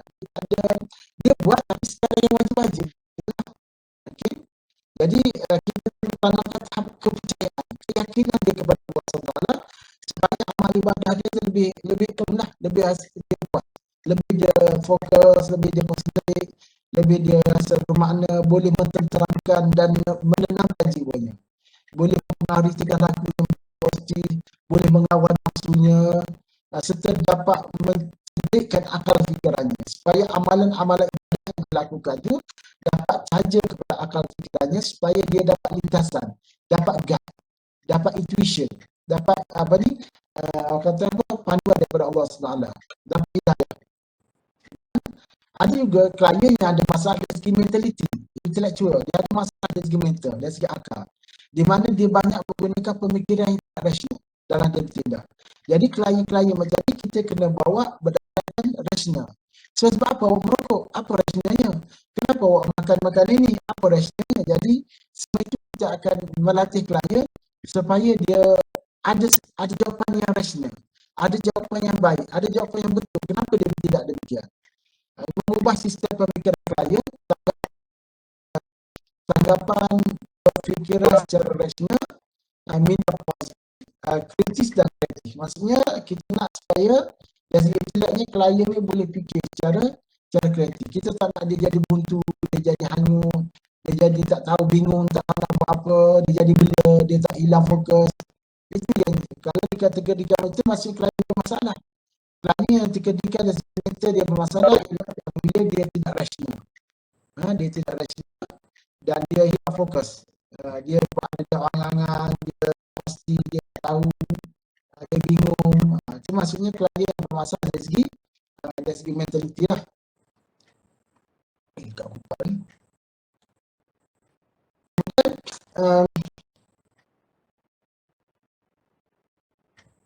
Biasanya bidang kaunseling sosial, klien bermasalah sosial berpunca daripada masalah pribadi dan masalah adaptasi dan mempunyai konsep diri negatif, mempunyai personality introvert, tidak suka bergaul, berdaki, penghasilan diri daripada aktiviti sosial, kejutan budaya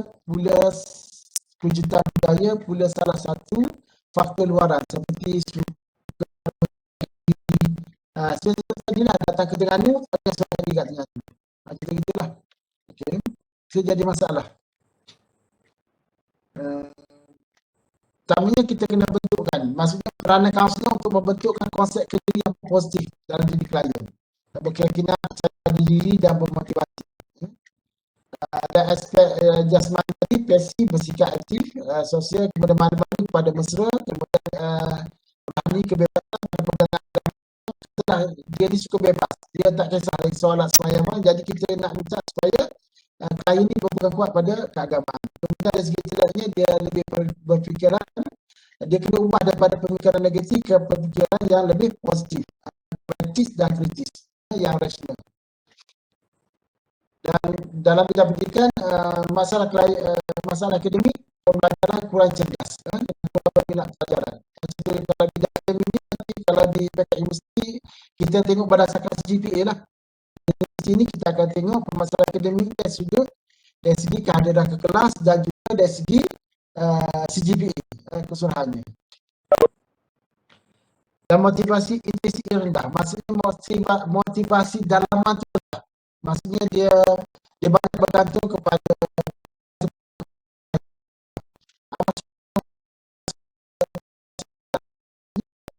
dia punya motivasi tu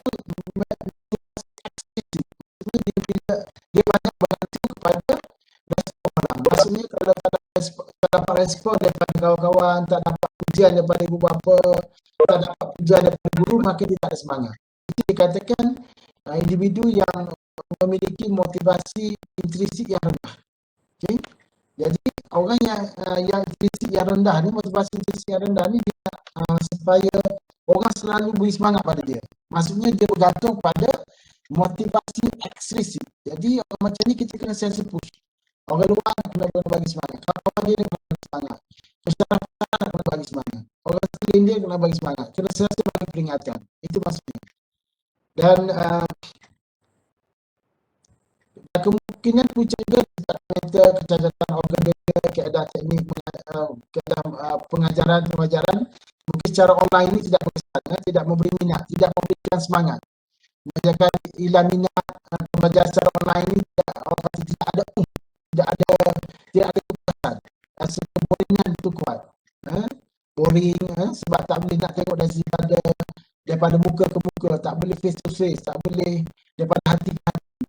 Jadi macam saya ni pun mengajar komputer je, bercakap dengan komputer, bercakap dengan kebudayaan. Tak nampak raut wajah student. Jadi itu juga mungkin boleh kalau saya lah orang kata motivasi intrinsik yang rendah, mungkin saya pun tak dapat. Macam begitulah. Jadi saya akan teruskan walaupun dah ada situasi jadi sebab inilah baru dan bidang bina kaunseling sendiri adalah berkaitan dengan pendidikan, iaitu pastikan kepastian dan fahami punca bertindak dengan sewajarnya. Maksudnya kaunselor kena pastikan, kena pasti pelibatan PMP dan emosi, semangat baru, motivasi, stabil, minat, seronok, suka, kemudian jadi keyakinan dan kepercayaan pada ketuhanan, amalan, zikir, semua sebenarnya solat hajat, baca Al-Quran. Kemudian dari segi inteleknya berfikir rasional dan normal lah, kreatif dan kritis. Ni aspek bidang kerjaya. Di bawah kaunseling juga kita ada bidang kerjaya, iaitu di bawah bidang kerjaya kita ada kaunseling kerjaya. Kita ada teoretikal kerjaya. Contohnya teoretikal Holland. Kita ada John Holland. Kita ada teoretikal super. Di mana ada teoretikal kerjaya yang tentu untuk digunakan oleh kaunselor untuk memahami permasalahan klien yang berhadapan dengan situasi kerjaya ini. Okey, masalah ini membuat masalah yang biasanya wujud di bawah bidang kerjaya ialah pemilihan kerjaya, kekurangan maklumat kerjaya, konflik minat, maksudnya tak pasti satu nak pergi dakwah ke, nak pergi syariah ke, nak pergi usul ke, nak pergi usul ke, saya tak pasti. Jadi konflik itu memerlukan satu sesi kaunseling. Berharap kepada keputusan keluarga. Kadang-kadang kenapa pilih kos ni sebab keluarga yang menentukan, kemudian tidak memahami kebolehan diri. Saya tak pasti saya ini boleh tak kalau saya masuk Al-Quran Sunnah. Saya pun tak faham sama ada saya boleh tak kalau saya masuk ataupun saya ni itulah masuk program apalah. Sebab dia tak faham kebolehan dia. Jadi ada setengah orang yang faham tentang kebolehannya, dia akan untuk pilih kursus tertentu. Contohnya, kenapa saya pilih setelah sebab gini-gini.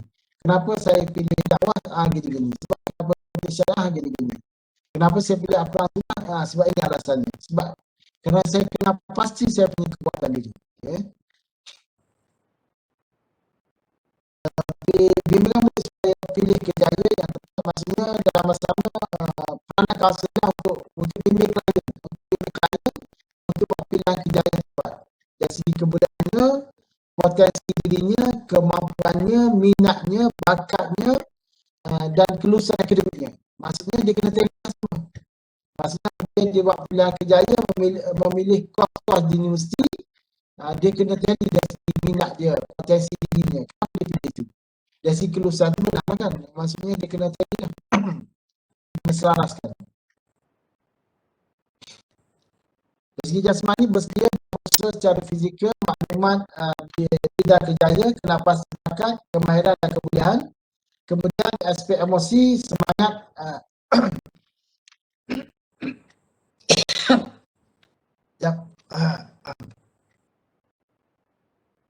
izin tidak. Bismillah.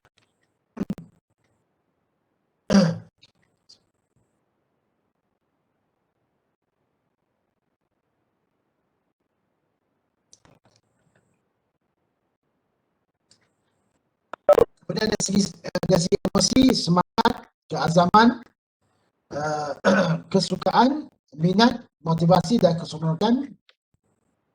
Aspek rohani dari segi keyakinan dan kepercayaan yang tepat pada ketuhanan. Kemudian aspek intelek juga dari segi pengetahuan maklumat kerjaya, maksudnya dalam mental dia, dalam minda dia, dia ada pengetahuan dari segi maklumat berkaitan dengan kerjaya. Maklumat berkaitan dengan kursus-kursus tertentu. Maklumat berkaitan dengan program-program tertentu. Skop, peluang dan keperluan sesebuah kerjaya yang dipilih. Dengan membuat pertimbangan yang sewajarnya.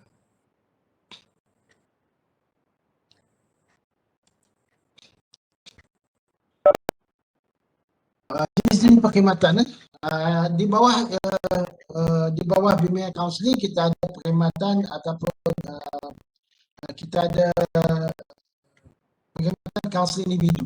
Kita ada kaunseling individu dan kita ada kaunseling kelompok. Hotel Downing dia kata apa? Proses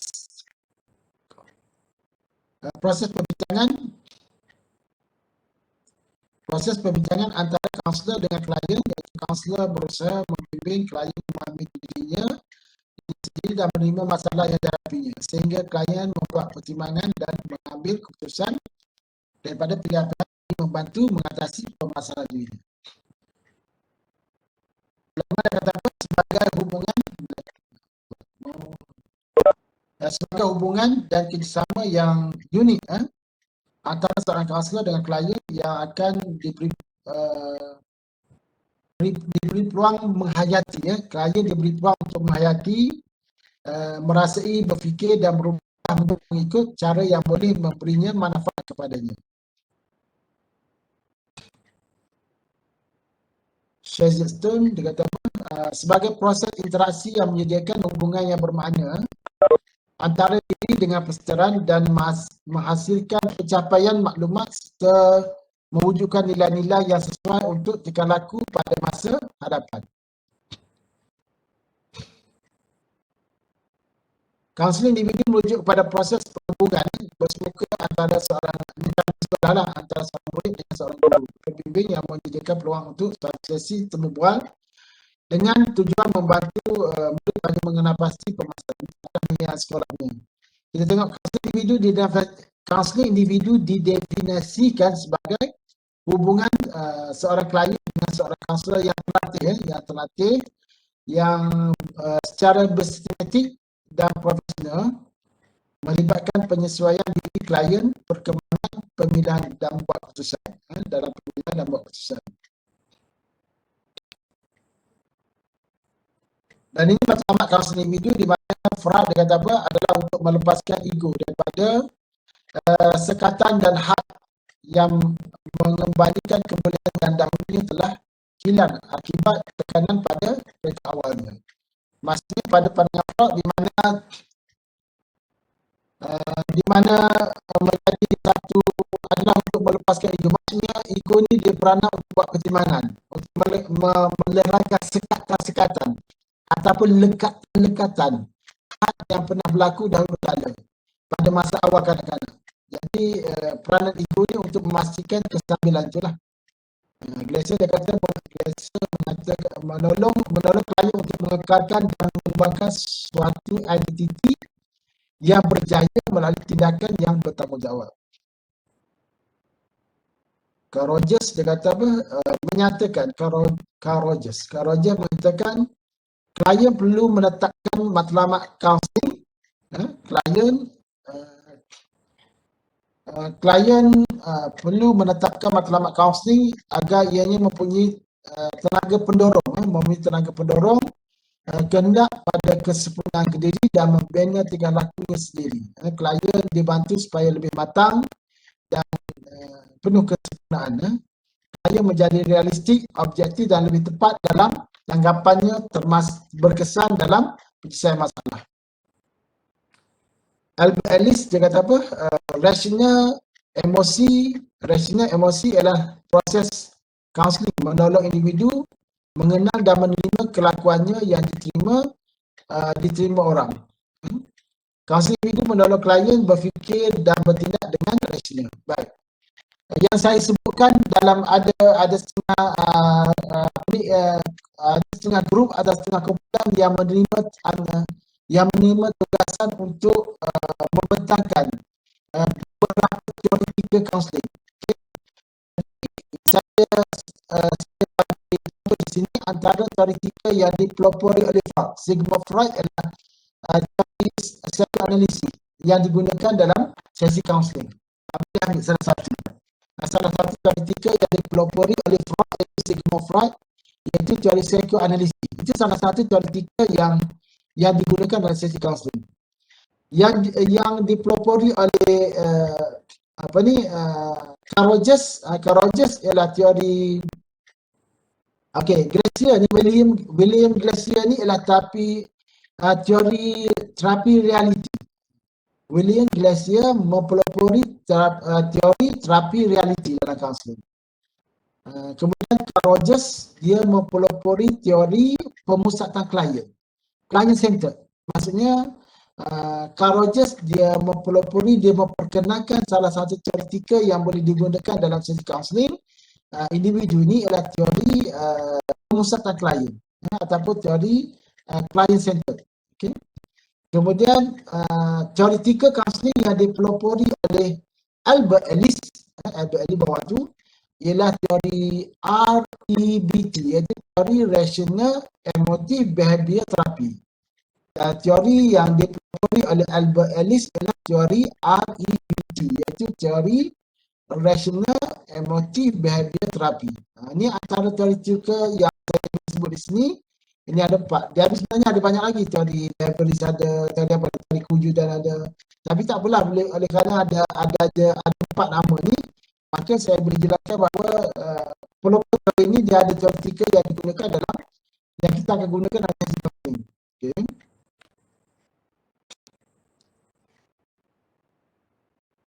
So, mana grup yang dapat tajuk salah satu contoh teoretikal yang digunakan dalam sesi kaunseling antara 4 ni.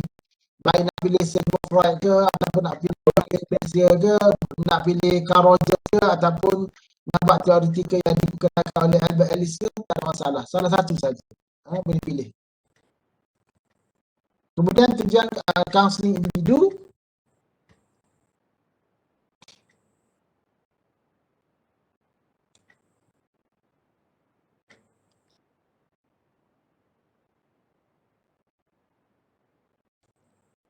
Tujuan kaunseling ini pertama ialah menjalinkan hubungan baik antara kaunselor dengan klien. Itu tujuannya. Pertama, nak bina hubungan yang baik antara seorang kaunselor dengan klien. Kemudian sebenarnya membantu klien membina kemahiran, membantu klien membina kemahiran dan keyakinan untuk menyelesaikan permasalahan dirinya. Maksudnya bagaimana klien itu nak atasi. Kita akan dalam sesi kaunseling kita akan membina suatu kemahiran dan keyakinan dalam diri klien ini.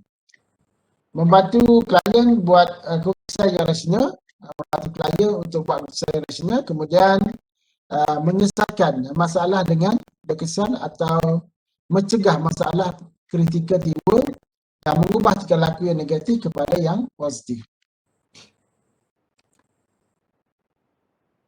Dan jenis kaunseling individu iaitu seperti mana saya tadi lah, di mana grup kaunseling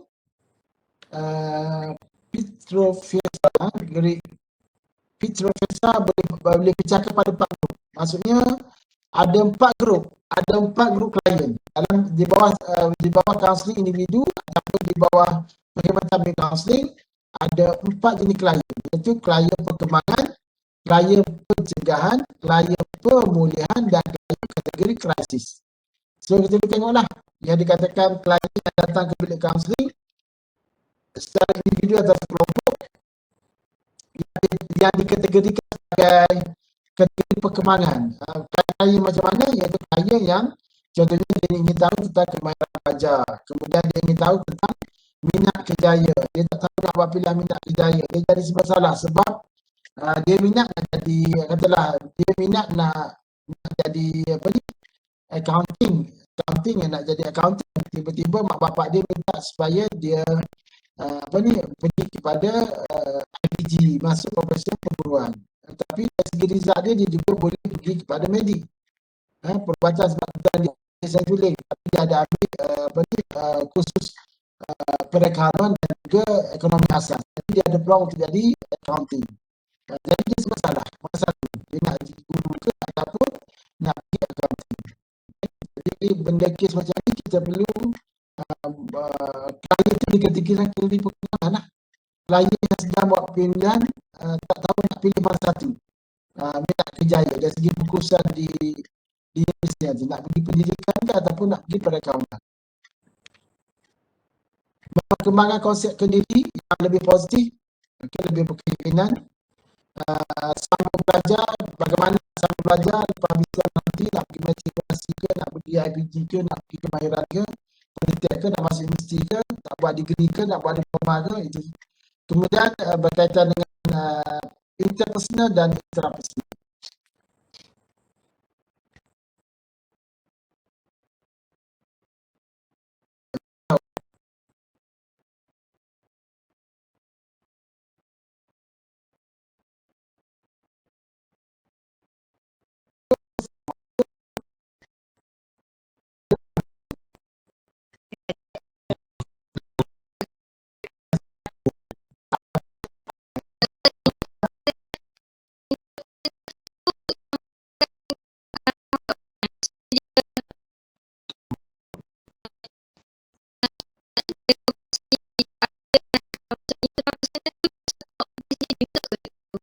Okey, alhamdulillah, penjelasan yang tepat.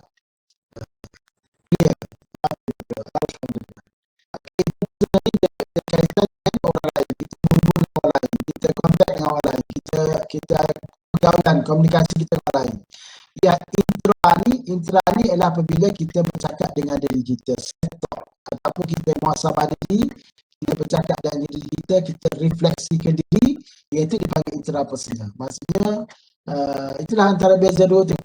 Jadi benda macam ni kita perlu, sebab orang yang dia jaga muhasabah diri dia, dia hanya nampak orang je, dia nampak dia suka cerminkan orang, salah orang ni tak betul, orang ni gitu, orang ni gini, tapi dia tak pernah dia tak pernah orang kata dia tak pernah muhasabah, dia tak pernah reflect. Jadi itu ada masalah.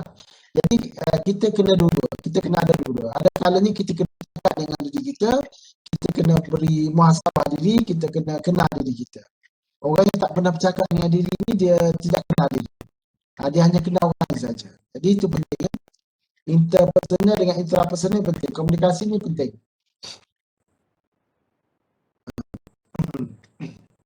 Baik, kemudian klien di kategori yang berikutnya adalah klien pencegahan.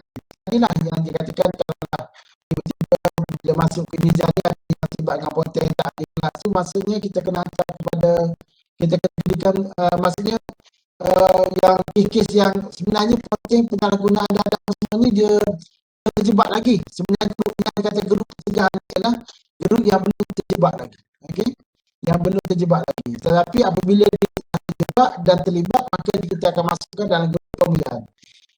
Yang dikatakan pencegahan ni contohnya pada implementasi itu kita beritahu pelajar yang terlibat dengan poten ni macam mana, pelajar yang terlibat dengan penyalahgunaan data ni macam mana, pelajar yang terlibat dengan merokok ni macam mana, yang terlibat dengan pergaulan seks bebas ni macam mana, yang merepek di kawasan campur ni macam mana, yang merepek di jalan raya tu macam mana. Siapa tindakan tegas? Tujuannya ialah supaya kita nak buat pencegahan, right? Tapi belajar tu boleh terlibat lagi. Tetapi kita letakkan dia sebagai grup pencegahan untuk bagi peringatan pada dia, untuk bagi pengajaran dia supaya dia berhati-hati. Jadi katakan grup pencegahan adalah grup yang dah terlibat. Contohnya pelajar tu katalah dia dah kata merokok, okey, merokok, kemudian dia pernah terlibat dengan konten, kemudian dia punya CGPA rendah. Kalau sekarang universiti dah tetapkan di mana pelajar-pelajar yang below 2.5 maksudnya kena perhatian, kena lah, maksudnya grup ni berada di bawah pemilihan, maksudnya kena tanya confirm dia kenapa dia berada di kategori itu, apa sebab, adakah kerana tak ada motivasi ataupun rasa frustration, kecewa, ataupun apa dia kenapa dia mengalami ataupun situasi CGPA dan lainnya, apa sebabnya, adakah kerana disiplin diri dia, ketidakupayaan dia mengatur emosi, perasaan, menyebabkan dia selalu bertangguh kerja, ataupun tak boleh kerjasama dengan kawan, apabila dia bagi tugasan, dia jadi sleeping partner saja, ataupun penting diri sendiri ke, ataupun dia keras kepala ke, tak boleh nak kerjasama orang lain, maksudnya dari segi aspek interpersonal dia ada masalah ke, itulah. Ataupun kalau terlibat dia sehingga dia terbabas kerana terlibat pergaulan bebas, itu. Kemudian dia kata kekerasan tadi yang telah terlibat dengan kes yang melanggar undang-undang negara, yang mana-mana individu yang telah terlibat dengan pelanggaran disiplin dan undang-undang negara, maka kita kena letak di bawah grup krisis. Yang dia ekstrim, maksudnya dia begitu ekstrim. Contoh histeria tu pun yang tak terkawal kan, tak boleh nak kawal. Macam tu gangsterism, dadah. Jadi benda-benda yang tak terkawal tu memang tak boleh. Jadi yang kata histeria ni yang dikatakan memang teruk sangat. Jadi kita terpaksa rujuk dengan pihak lain untuk datang. Maksudnya tak boleh buat ni. Kalau orang tu sudah terlolong semua tu, biasa kita panggil ustaz lah.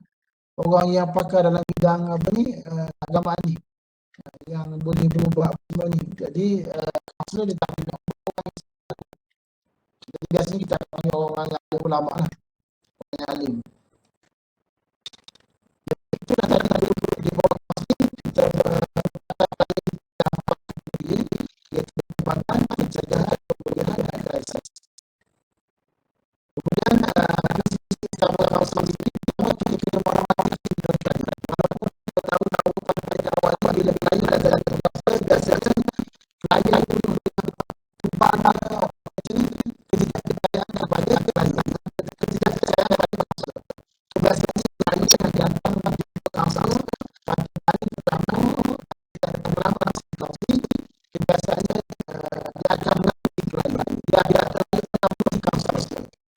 Klien akan mengerti kawasan dari tahap keyakinan. Jadi sebagai seorang kawasan walaupun dia nak klien macam swasta, tetapi dia maksudnya klien ini kecil klien ini besar klien. Menggunakan klien tak cara supaya tidak salah. Itu menggunakan klien dengan cara yang supaya berarti salah. Maksudnya ada sebuah hubungan antara kawasan dan klien ataupun klien. Oleh kerana ada hubungan dalam sesi kawasan antara berdua saja, kadang-kadang klien kita akan ada salah sangka. Jadi kawasan akan memberitahu klien secara peraturan hubungan bisnes. Maksudnya sesi kawasan ini akan maksudnya sesi kawasan ini akan salah satu kerajaan di mana dalam sesi kawasan memberitahu kepada klien awal situasi di mana klien boleh apa sahaja dengan klien yang ada di sini. Klien kawasan memberitahu klien di mana klien boleh bercakap apa sahaja yang klien nak buat ada di sini. Dan segala apa yang dia lakukan buat akan saja. Segala apa yang dia lakukan secara sini akan dihasilkan. Kecuali anak didapat. Kecuali kalau sebenarnya apa yang dinyatakan oleh klien ataupun apa yang dikongsikan oleh klien itu memberi tekanan pada dirinya dan orang lain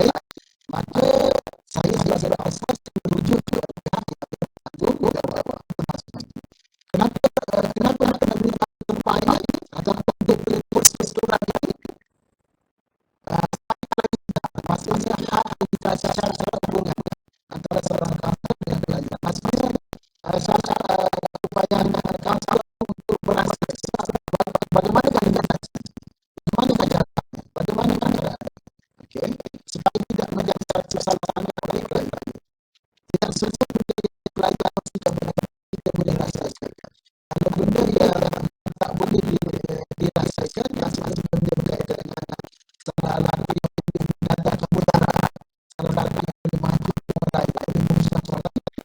Kalau saya berkaitan dengan penyerangan undang-undang, itu pada perkara menemukan diri jika tidak mampu menangani masalah lain dan mencatatkan kepada kansel yang profesional masing-masing secara jujurnya saya minta maaf saya telah menjadikan kes ini berkaitan dengan perkara berkaitan dengan sisi tanah saya dalam lain tidak ada perkara dalam katalah bidang kansel itu saya ada perkara bidang kansel seksualiti dan saya minta maaf saya tak boleh dalam tetapi saya tak ada saya dalam kampung jalan. Jadi kita kena beritahu kepada pelajar di mana saya ada perkara saya hanya boleh melakukan sesi sama itu jadi saya so itu berkaitan dengan tidak ada sesi secara ini kena masuk pada kawasan sendiri kawasan sendiri dan perkara tentunya katakanlah berkaitan dengan kawasan dari mana mana kawasan berkaitan dengan pelajar dari mana kawasan berkaitan dengan kerja dan mana arti kawasan jabatan negara ataupun kementerian sosial ini dalam kawasan berkaitan dengan mana ada sesuatu sahaja ataupun pusat pemerintahan apa ni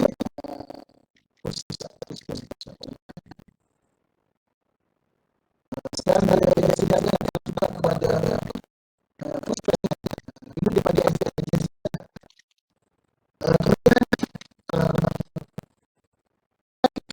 klien kekerasan saya pastikan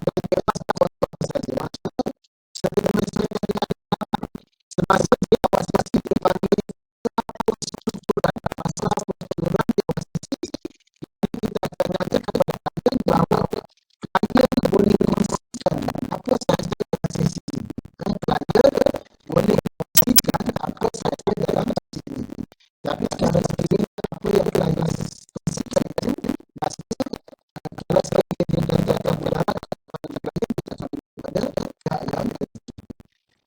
maksudnya kita boleh beritahu klien bahawa klien boleh konsisten saja dalam sesi ini dan segala apa yang dikonsisten klien itu akan dirasakan kecuali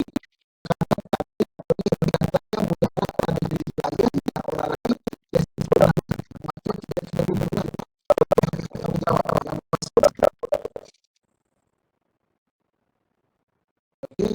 seterusnya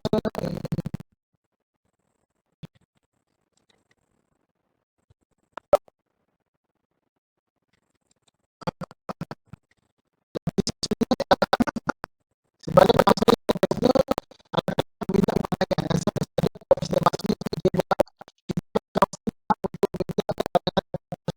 maksudnya dari segi tawaran katalah kali ini kita nak pandangan psikologis so kita dapat pada kansel yang pakar dalam bidang agama pakar dalam bidang tertentu jadi kita boleh rujuk mengapa pertanyaan jawab ini kita dah mengapa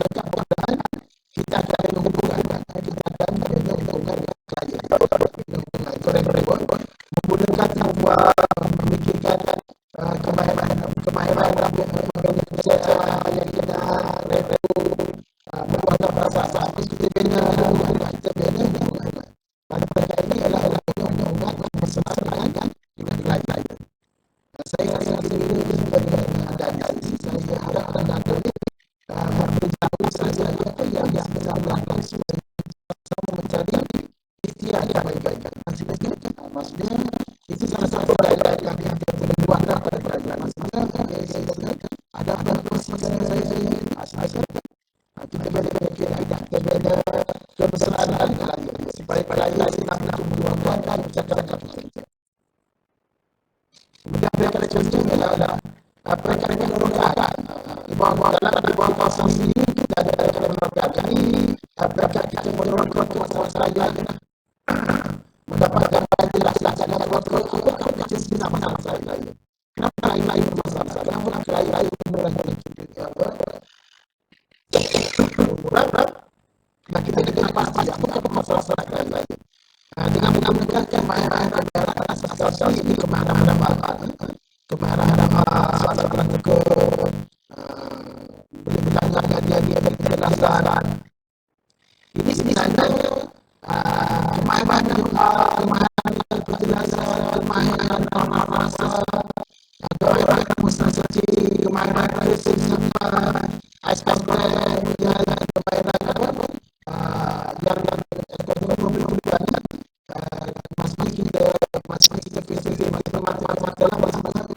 empati bahasa badan jadi ini penting.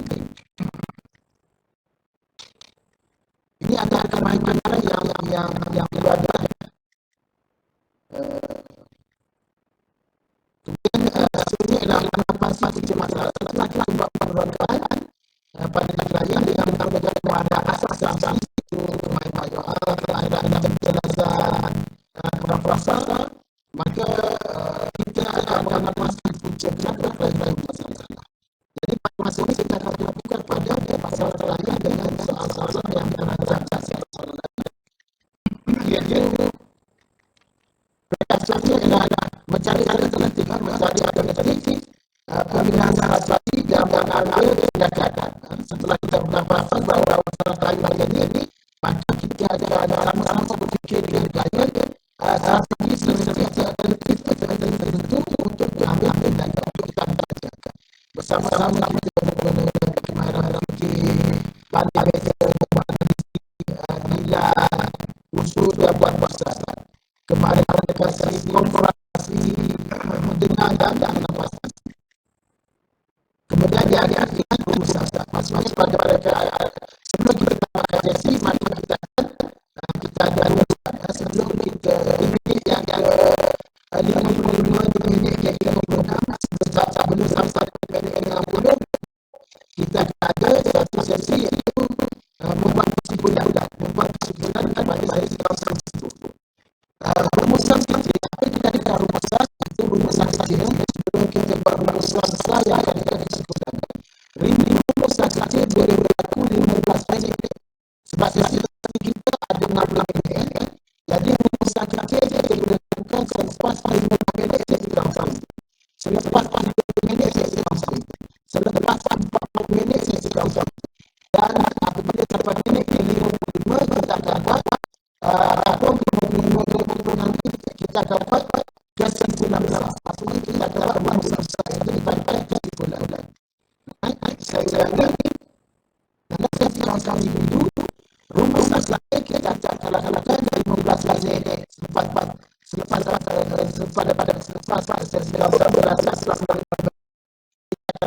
langsung kemudian selepas sesi langsung berlangsung 10 minit kita akan lakukan rumusan kecil. Selepas sesi langsung selesai pada 40 minit kita buat rumusan kecil. Tetapi setelah sampai pada minit 55 kita akan buat kesimpulan sebelum kita membuat penamatan sesi langsung. Boleh ya? Baik, ini kan sudah selesai langsung. Sama beberapa sesi mungkin sesi maka lain kita tambah maksudnya katakanlah tadi kalau kita ada masalah dari pergaulan dan kawan-kawan jadi setelah beberapa sesi permasalahannya pernah dapat diatasi jadi antara benda yang kita lakukan adalah masalah yang buat masalah. Dan tengok sejauh mana ada kebayangan berlawan ke kawan-kawan. Sejauh mana ada mampu dan kawan-kawan. Sejauh mana dia aktif, dia tidak sistem. Jadi kita ada kesalahan. Kita tak dapat feedback daripada kesalahan sejauh mana lain-lain yang menyesuaikan dengan kawan-kawan. Sehingga tidak ada kawan baik. Sebab tadi dia dia dikatakan Riza, dikatakan kedua dia diasaskan pergaulan dari segi bahasa dia tak faham. Sebab orang ni cakap dia semua tadi dia tak faham. Dia makan pun ditambah dengan sebagainya dia seperti orang lagi diablah dan sebagainya. Jadi dia ada masalah dari segi pergaulan. Jadi selepas faham sesi cara sekali kita dapat dia telah buat pilihan dia cukup untuk dia laksanakan. Jadi kawasan ini membuat sesuatu nak tahu sejauh mana perkembangan yang pasti kepada balik sejauh mana kita dapat awal-awal pengajaran dan agak secara proses. Saya rasa kita kena di sini sebab apa dia ajaran ini misalnya yang kelas support ni boleh tak ada sama apa? Boleh. Saya kira sambung pada telingakan saya sebagai penyembuhan pada saya sambung, saya nak sambung pada kelas support. Sebab nanti saya boleh kan? Sebab saya terlupa. Baik, ada apa-apa soalan ke sebelum kita tawarkan kelas-kelas tanya ni?